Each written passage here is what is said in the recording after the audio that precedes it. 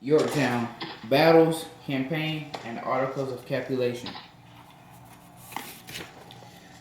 We will discuss the Battle of Yorktown and the Siege of Yorktown, review the articles of capitulation, discuss the Yorktown campaign, and discuss the aftermath of both the siege and Battle of Yorktown. The Yorktown campaign. This ensured American efforts to win independence from Great Britain. The resulting siege and battle at Yorktown forced Cornwallis' surrender.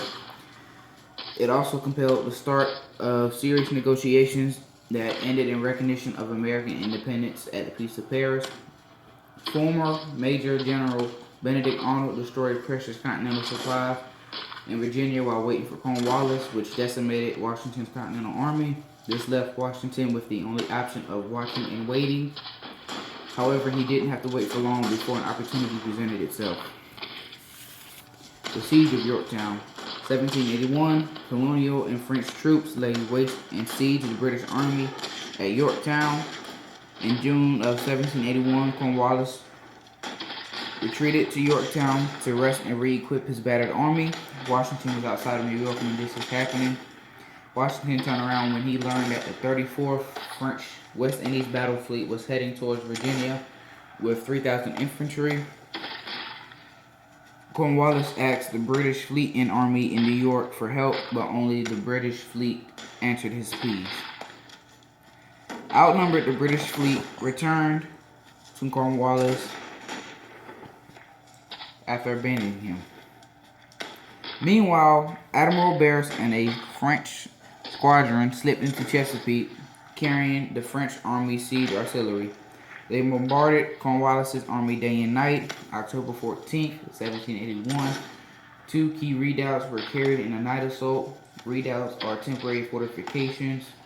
October 17th, 1781, Cornwallis surrenders and the war is over. The Battle of Yorktown. September 28th, 1781, General Washington, with a force of 17,000 French and Continental soldiers, began the Battle of Yorktown against British General Lord Charles Cornwallis and 9,000 British troops. It is considered to be the most important battle in the Revolutionary War. The French Navy began its journey to Chesapeake Bay just as Cornwallis chose Chesapeake as his base. October 17th, 1781, the Battle of Yorktown effectively ends the War for Independence after 3 weeks of battle. September 19th, 1781, Cornwallis' second in command, General Charles O'Hara, delivers Cornwallis' sword to the French and American commanders.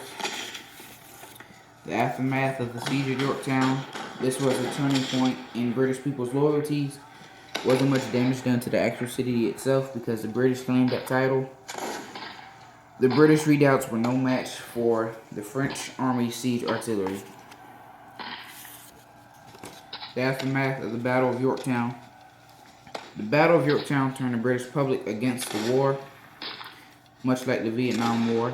A pro-American parliament was established. The march after the Battle of Yorktown was problematic for the British. After the Battle of Yorktown, Washington and Lafayette met with General O'Hara to thoroughly discuss the terms of surrender and what would happen if said terms were violated.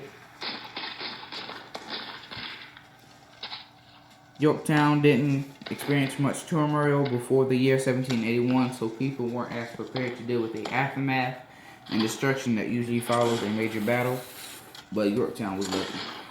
The Articles of Capitulation.